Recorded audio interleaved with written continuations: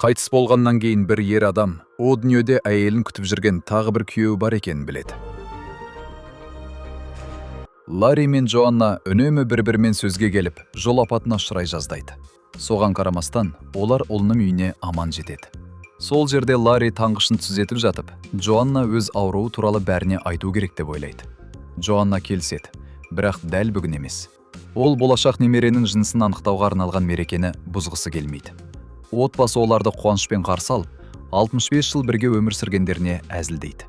Заттарды реттеп жатқанда, олар Джоаннаның алғашқы күйеуі Люкпен түскен ескі суреттерін табады. Ларри крекер жеп отырып кенет тұншығып қалады. Көзі қарауытып, ол құлап түседі. Бір сәттен кейін Ларри пойызда оянады. Ол жолаушылардың кейбірі медициналық халат киіп отырғанына таң қалады. Пойыз тоқтаған соң, бәрімен бірге өте адам көп ғимаратқа кіреді. Ларри өзін ұрлап әкелгендерін айтады. Бірақ әкімші бұл дұрыс емес екенін айтып, оны шақырғанша күтуін сұрайды. Уақыт өте, адамдар тарайды. Ақыры Ларридің кезегі келеді. Оған Анна есімді әйел жолығып, оның қайтыс болғанын түсіндіреді. Ларри бұған сенбейді, бірақ қызғылтым кәмпит қағазын көргенде бәрін ұғынады. Бұл оның немересі қыз болғанның белгісі. Анна оған айна ұсынып, Ларридің жас кезіндегі келбетін көрсетеді. Адамдар қайтыс болған сәтте өміріндегі ең бақытты кезеңіне түседі екен. Ларри Джоаннаға қайтқысы келеді. Сол үшін Аннаны мәжбүрлейді. Бірақ Анна бұл жердің жұмақ та, тозақ та емес, кек өтпелі дәліз екенін айтады. Сол кезде дабыл қағылып, күзетшілер Ларриді ұстап алады.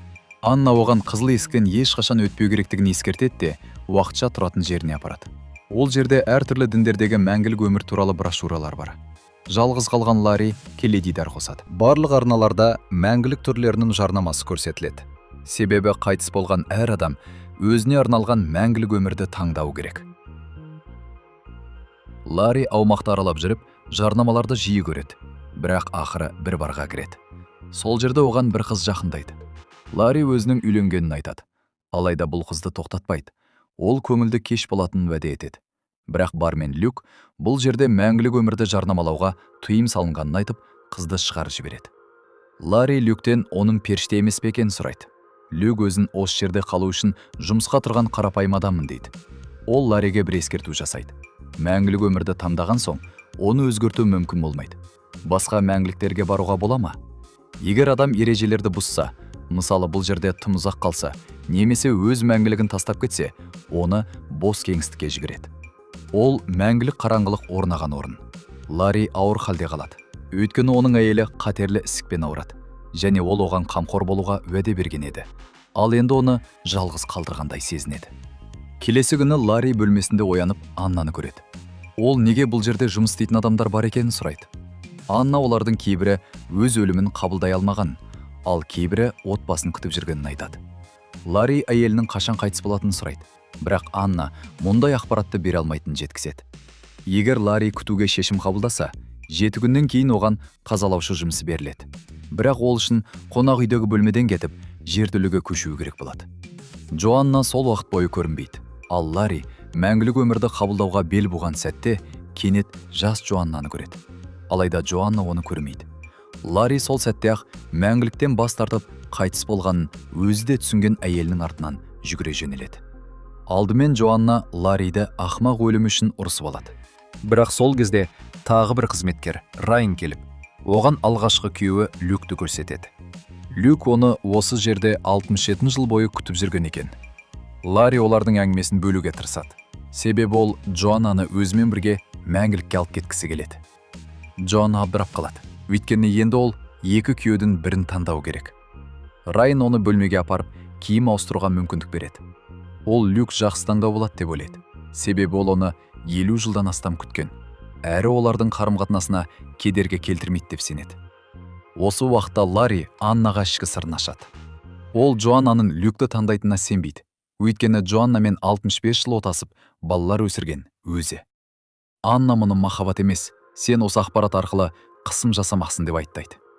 Джоанна мен Люк қонақ үй ішінде серуендейді. Кенет күзетшілер жүгіріп өтіп, түнеп аймағынан қашуға тырысқан бір жігітті ұстап алады. Күзетшілердің бірі Люкті танып, оның жанында Джоаннаның жүргенін байқайды. Люк бұл жерде жүрген уақытында ол туралы көп айтқан екен. Ол Джоаннаға күн сайын оны ойлағанын, әлі де жақсы көретінін айтады. Бірақ оны сүймек болғанда Джоанна бас тартады. Оған ойлануға уақыт керек. Кейінірек бөлмеге Ларри келеді. Ол Джоаннаға түрлі мәңгіліктерді ұсынып бастайды. Джоанна қатты күйзеліске түседі. Ларри оның тынышталу үшін отырып тұру жаттығуларын жасағанды жақсы көретін есіне алады. Қартайғанда олар мұны жасай алмаған еді, ал қазір қайтадан мүмкіндік туғанына қуанады. Бірақ Ларри крекер жеп отырып тағы да тұншығып қалады. Джоанна оны бөлмеден қуып шығады. Анна Ларриді жертөлеге көшуі керек екенін айтады. Жаңа бөлме бұрынғысынан әлде қайда кішкентай болады. Келесі күні Ларри Джоаннаны басты залға апарады. Ол Аннаны көндіріп, Джоаннаның сүйікті әншісін таптырған екен. Бірақ ол жалған болып шығады. Бұл Дин Мартин емес. Тіпті ол Джоаннаға тиісіп кетеді. Тек Люк қана оны тоқтата алады. Осыдан кейін Ларри мен Люк арасында тағы да жанжал басталады. Джоанна екеуін бөлмесіне апарып, осы жағдайға бір шешім табуды талап етеді. Олар біреумен хабарласып, бір ережеден ерекше түрде бас тартуға рұқсат алады. Енді Джоаннаға бірегей мүмкіндік беріледі. Оған әр күйеуімен жеке-жеке мәңгілікке барып, содан кейін ғана нақты шешім қабылдауға рұқсат етіледі. Бірақ ер адамдар тағы да кім бірінші барады деп дауласады. Бұл Джоаннаның ашуын келтіреді. Ақырында бәрі тиын лақтыру арқылы шешіледі. Жеңіс Люкке бұйырады. Пойызда отырып, олар бірге өткізген өмірін еске алады. Саябақта серуендеп жүріп, Джоанна немерелер туралы айтқысы келеді. Бірақ бұл Люкке ауыр тиеді. Ол оның өмірін бірге өткізе алмағанына қапаланады. Бірақ Джоаннаның бақытты ғұмыр кешкеніне қуанады. Джоанна Люкке соғысқа кеткен кезде оны ұзақ күткенін, алайда үміт үзілген соң өмірін жалғастыруға мәжбүр болғанын айтады. Мәңгілікте арнайы архив ғимараты бар. Онда олардың өміріндегі барлық естеліктер сақталған.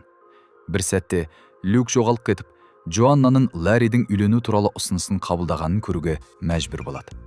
Ол ғимараттан шығып кетіп, Ларриді оның қайғысын пайдаланды деп айыптайды. Ал Джоанна бұған келіспейді. Осы уақытта Анна Ларриден Джоаннаға не себепті оған ғашық болғанын еске салуын өтінеді.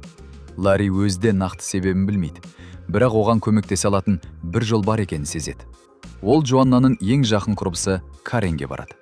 Кареннің өзі де Джоаннаның неге Ларриді таңдағанын білмейді, бірақ бір нәрсеге сенімді.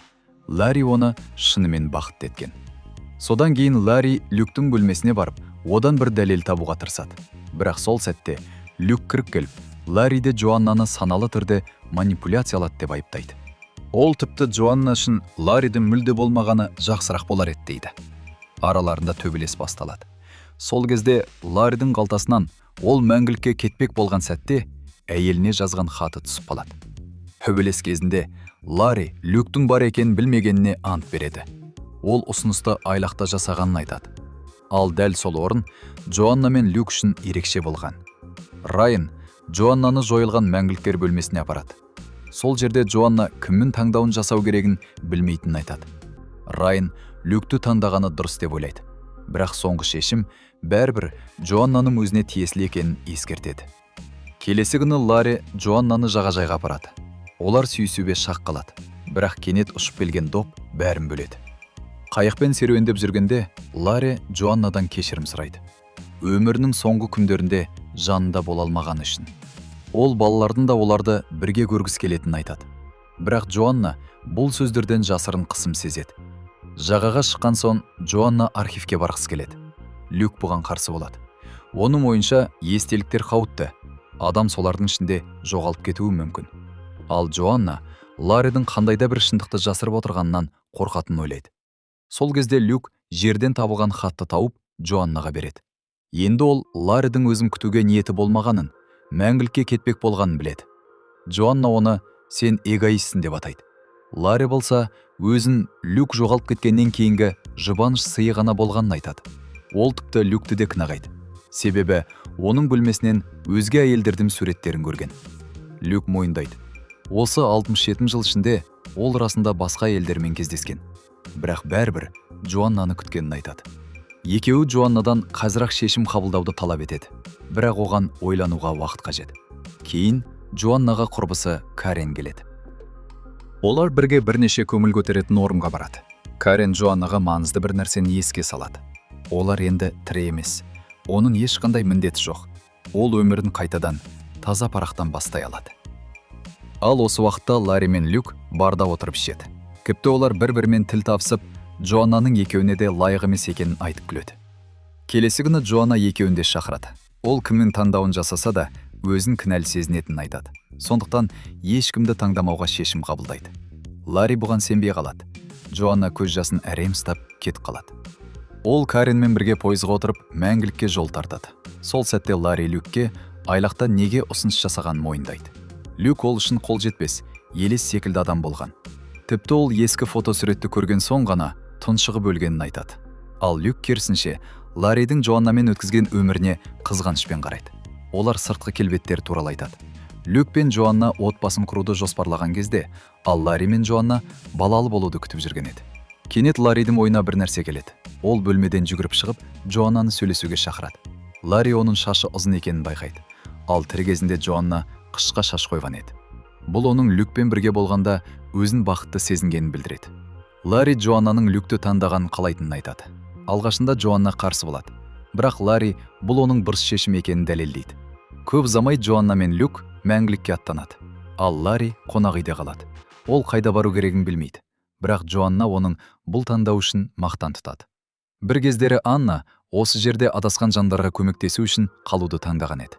Ал Люк пен Джоанна орман ішіндегі тыныш жерде жаңа өмір бастайды. Люк ұйықтап жатқанда Джоаннаның көкейіне күмән ұялайды. Мүмкін ол қателескен шығар. Осы оймен ол архивке барып, Ларримен алғаш танысқан күнді көреді. Келесі күндері Люк Джоаннаны басқа тұрғындармен бірге түрлі белсенді шараларға апарады. Бірақ бұл оның көңілін көтермейді. Ал түнде Джоанна қайтадан архивке оралып, Ларримен өткізген өмірін қарай береді. Архив қызметкері оған бұл жерде ұзақ болу өте қауіпті екенін ескертіп, өткенді артта қалдырып, алға жылжу керектерін айтады. Бір күні Люк олардың мінсіз өмір сүріп жатқанын айтады. Бірақ Джоанна үндемейді. Ертеңіне ол өз қателігін түсінгенін мойындайды. Ол Люкпен бірге бақытты болғанын, бірақ ол бақыт жастық шақтың алаулаған сезімнің арқасы болғанын айтады. Ол кезде ипотека, жұмыс, бала тәрбиесі секілді ауыртпалықтар болмаған. Ал махаббат тек жеңіл сезім емес, оның ішінде қиын сәттер де бар. Джоанна Люктің әлі де оны жақсы көретініне сенеді. Бірақ ол 67 жыл бұрынғы Джоаннаны сүйетінін түсінеді. Ал қазір ол мүлде басқа адам. Соған қарамастан, ол ережені бұзу болса да, кері қайтуды шешеді. Барлығын ойлана келе, Люк оған көмектесуге бел буады. Ол архив қызметкерінің назарын басқа жаққа бұрып, Джоаннаға ішке кіруге мүмкіндік береді. Сол жерде олар үйлену сәтін көреді. Джоанна өткенмен қоштасып, қызыл есіктен өтеді. Дабыл қағылады. Ол өз естеліктерінің арасымен жүгіріп, ақыры қайтадан дәлізге оралады. Джоанна әкімшіден Ларридің қайда екенін сұрамақ болады. Бірақ іздеу жарияланған соң, қашуға мәжбүр болады. Осы кезде ол Анна мен Райанға тап болып, олар оны жасырады. Джоанна Ларридің қай мәмілікті таңдағанын сұрайды. Бірақ жауап оны таңдалдырады. Ларри мәңгілікке аттанбай, барда жұмыс істеп қалған екен. Джоанна оған бірге кетуді ұсынады. Бұл қауіпті, себебі ол ережені бұзып жүр. Бірақ Ларри бұдан қорықпайды. Фильм ерлі зайыптылардың өздері бұрын өмір сүрген ауданға ұқсас жерде бірге серуендеп жүрген сәтімен аяқталады. Ал сіз бұл фильмге қандай баға берер едіңіз? Пікірде жазыңыздар. Лайк бассаңыздар да қуаныштымыз. Келесі кездескенше сау болыңыздар.